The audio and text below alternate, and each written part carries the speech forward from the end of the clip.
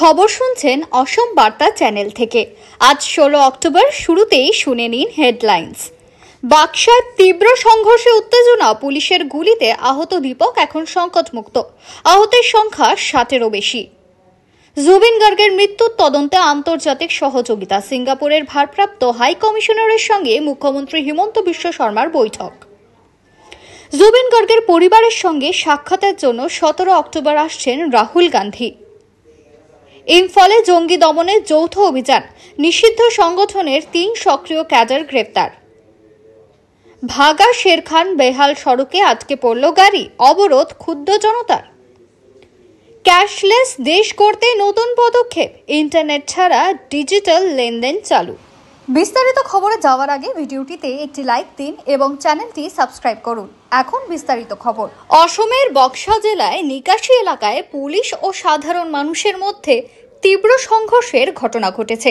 ঘটনায় পুলিশের গুলিতে গুরুতরভাবে আহত হওয়া দীপক মেধে বর্তমানে চাংসারের এইমস হাসপাতালে চিকিৎসাধীন এবং সংকটমুক্ত অবস্থায় রয়েছে। বুধবার জুবিন গার্গের মৃত্যুর মামলার 5 অভিযুক্তকে বাক্সা জেলা কারাগারে স্থানান্তর করার পরে পরিস্থিতি উত্তপ্ত হয়ে ওঠে। উত্তেজিত জনতা পুলিশের ওপর পাথর নিক্ষেপ ও পুলিশের গাড়িতে আগুন ধরিয়ে দেয়। ফলে পুলিশ লাঠিচার্জ ও গুলি চালনা করতে বাধ্য হয়। এই সংঘর্ষে প্রায় 60 জন আহত হন, যার মধ্যে কয়েকজন পুলিশ কর্মীও রয়েছে। প্রশাসন পরিস্থিতি নিয়ন্ত্রণে রাখতে 163 ধারা জারি করে ও এলাকায় সাময়িকভাবে মোবাইল ইন্টারনেট পরিষেবা বন্ধ করে দিয়েছে। IGP law and order Akhilesh Singh জানিয়েছেন, আহত সবাই এখন স্থিতিশীল অবস্থায় রয়েছেন এবং কারোর মৃত্যুর খবর নেই। বর্তমানে এলাকায় শান্তি বজায় রাখতে নিরাপত্তা জোরদার করা হয়েছে। অসমের জনপ্রিয় গায়ক জুবিন গার্গের রহস্যজনক মৃত্যুকে কেন্দ্র করে উত্তপ্ত হয়ে উঠেছে গোটা রাজ্য। এই প্রেক্ষাপটে মুখ্যমন্ত্রী হিমন্ত বিশ্ব শর্মা আজ নয়াদিল্লিতে সিঙ্গাপুরের ভারপ্রাপ্ত হাই কমিশনার এলিস চেং এর সঙ্গে গুরুত্বপূর্ণ বৈঠক করেন। তিনি সিঙ্গাপুর সরকারকে এই মামলা তদন্তে সহায়তার আহ্বান জানান। মুখ্যমন্ত্রীর অনুরোধের প্রেক্ষিতে চেং আশ্বাস দেন যে সিঙ্গাপুর সরকার সম্ভাব্য সব ধরনের সহযোগিতা করবে। 19 সেপ্টেম্বর সিঙ্গাপুরে জুবিন গার্গের দেহ জলে ভেসে উঠেছিল, যা নিয়ে এখনো নানা প্রশ্ন রয়ে গিয়েছে। ঘটনায় ইতিমধ্যেই 5 জনকে গ্রেফতার করেছে এসআইটি এবং হত্যার মামলা দায়ের হয়েছে। যদিও এখনো পর্যন্ত ময়না তদন্তের রিপোর্ট জনসমক্ষে প্রকাশ পায়নি। রাজ্যের মানুষ দ্রুত সেই রিপোর্ট প্রকাশের দাবি জানিয়েছেন। মুখ্যমন্ত্রী শর্মা সামাজিক মাধ্যমে জানান, আমরা সিঙ্গাপুর সরকারের সহযোগিতায় ন্যায়ের সন্ধান অব্যাহত রাখব। ঘটনাটি যেহেতু সিঙ্গাপুরে ঘটেছে, তাই 2 দেশের প্রশাসনের যৌথ তদন্তেই এখন আশার আলো দেখছে অসমবাসী। অসমে আসছেন কংগ্রেস নেতা রাহুল গান্ধী, তবে এবার তার সফর রাজনৈতিক নয়, মানবিক উদ্যোগে। 17 অক্টোবর তিনি প্রয়াত সঙ্গীত শিল্পী জুবিন গার্গের পরিবারের সঙ্গে সাক্ষাৎ করবেন বলে কংগ্রেস সূত্রে জানানো হয়েছে। জুবিনের রহস্যজনক মৃত্যুর ঘটনায় গোটা রাজ্য যখন উত্তপ্ত, তখন এই সফরকে তাৎপর্যপূর্ণ বলেই মনে করা হচ্ছে। একই দিনে রাহুল গান্ধী উত্তরপ্রদেশের রায়বেরেলিতে গণপ্রহারে নিহত হরিওম বাল্মীকির পরিবারকেও সাক্ষাৎ করবেন। অসম প্রদেশ কংগ্রেসের পক্ষ থেকে জানানো হয়েছে, রাহুল গান্ধীর এই সফর শুধু সমবেদনা জানানো নয়, বরং অন্যায় ও অত্যাচারের বিরুদ্ধে কংগ্রেসের অবস্থান স্পষ্ট করার প্রতীক। অন্যদিকে কংগ্রেস নেতা বিবেক বানসাল বিজেপিকে এই ঘটনার রাজনৈতিক ব্যবহার করার অভিযোগ এনে বলেন, সরকার মানুষকে ভুল পথে পরিচালিত করছে এবং শিল্পীর মৃত্যুকে রাজনীতির অস্ত্র বানাচ্ছে। রাজনৈতিক বিশ্লেষকদের মতে রাহুল গান্ধীর এই সফর আগামী 2027 সালের বিধানসভা নির্বাচনের আগে কংগ্রেসের একটি গুরুত্বপূর্ণ রাজনৈতিক বার্তা বহন করছে। 13 অক্টোবর ইম্ফলের বিভিন্ন জেলায় নিরাপত্তা বাহিনীর সমন্বিত অভিযানে 3 জন সক্রিয় জঙ্গিকে গ্রেপ্তার করা হয়েছে।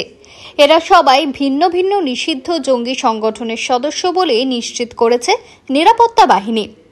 গ্রেফতারকৃতদের মধ্যে প্রথম জন বিকি সাগলসেম, ইম্ফল ওয়েস্ট জেলার সিনজামে ওয়াংমা ভেগাবতী লাইকাইয়ের বাসিন্দা ও ইউএনএলএফ এর সক্রিয় সদস্য। তাকে মোরে থানার অন্তর্গত মুসলিম বস্তি এলাকা থেকে গ্রেফতার করা হয়েছে। দ্বিতীয় অভিযুক্ত হাওয়াম মালেবনগনাবা সিংহ ওরফে কেজিএফ, ইম্ফল ওয়েস্ট জেলার লালাম্বুং মাখং তাখেলাম্বাম লাইকাইংয়ের বাসিন্দা এবং নিষিদ্ধ সংগঠন কেসিপির সক্রিয় ক্যাডার। তাকে ইম্ফল ওয়েস্টের লামফেল সুপারমার্কেট এলাকা থেকে গ্রেপ্তার করা হয়। সূত্র অনুযায়ী সে জনসাধারণের কাছ থেকে চাঁদা আদায়ে যুক্ত ছিল। তার কাছ থেকে একটি মোবাইল ফোন এবং একটি টিভিএস জুপিটার স্কুটার উদ্ধার করা হয়েছে। তৃতীয় অভিযুক্ত ওয়াং খে রাংপাম রোমিও মেতুই ওরফে বারুনি বা কোমব্রো ইম্ফল ইস্ট জেলার টপ মাখা লাইকাং এর বাসিন্দা ও কেসিপি পিডব্লিউজি এর সক্রিয় সদস্য। তাকে পরমপথ থানার অধীন তার নিজ বাড়ি থেকেই গ্রেপ্তার করা হয়েছে। জানা গিয়েছে সে উপত্যকা অঞ্চলের ইটভাটা ও স্থানীয় বাসিন্দাদের কাছ থেকে চাঁদা আদায়ে জড়িত ছিল। তার কাছ থেকেও একটি মোবাইল ফোন জব্দ করা হয়েছে। নিরাপত্তা বাহিনী জানিয়েছে এই গ্রেফতারগুলি অঞ্চলে চলমান জঙ্গি দমনের অংশ এবং জননিরাপত্তা বজায় রাখার উদ্দেশ্যে পরিচালিত হয়েছে। অভিযান আগামী দিনেও অব্যাহত থাকবে বলে ইঙ্গিত দিয়েছে কর্তৃপক্ষ। ধলাই সমজেলার ভাগা শেরখান সড়কে কর্কট বস্তি এলাকার প্রায় 2 কিলোমিটার বেহাল রাস্তায় চরম দুর্ভোগ পোহাচ্ছেন জনগণ। বারবার প্রতিবাদ করলেও কোনো রাস্তারই হাল ফেরেনি। বুধবার রাস্তায় একটি গাড়ি গর্তে আটকা পড়লে উত্তেজিত জনতা সড়ক অবরোধ করে। স্থানীয়দের দাবি, সড়ক নির্মাণ করা না হলে কোনো ধরনের বড় গাড়ি যাতায়াত করতে দেবেন না তারা। দীর্ঘদিন থেকে রাস্তার বেহাল দশায় ভুগছেন তারা। নিজেদের উদ্যোগে রাস্তা মেরামত করে চলাচল করে আসছেন, তবুও সরকারের দৃষ্টিগোচর হয়নি রাস্তাটি। প্রায় 2 কিলোমিটার রাস্তা পার হতে গর্ভবতী মহিলার সন্তান জন্মের আগেই মৃত্যু হয়েছে বলে অভিযোগ তোলেন স্থানীয়রা। শীঘ্রই রাস্তাটি নির্মাণের দাবি জানান স্থানীয় জনগণ। উল্লেখ্য, এই সড়কটি অসমের ভাগাবাজার থেকে মিজোরামের শেরখান হয়ে পুনরায় 306 নম্বর জাতীয় সড়কের সঙ্গে যুক্ত হয়েছে, যা রাজধানী আইজল পর্যন্ত পৌঁছানোর অন্যতম বিকল্প রাস্তা। বর্তমানে মিজোরামের মূল সড়ক শিলচর আইজল জাতীয় সড়ক দীর্ঘদিন ধরে বেহাল অবস্থায় পড়ে থাকায় আইজল অভিমুখী অনেক যানবাহন চালকরা বাধ্য হচ্ছেন ভাগা শেরখান সড়ক ব্যবহার করতে। কিন্তু সীমান্তবর্তী অসমের কর্কট এলাকার 2 কিলোমিটার অংশ অত্যন্ত ভয়ঙ্কর আকার ধারণ করেছে।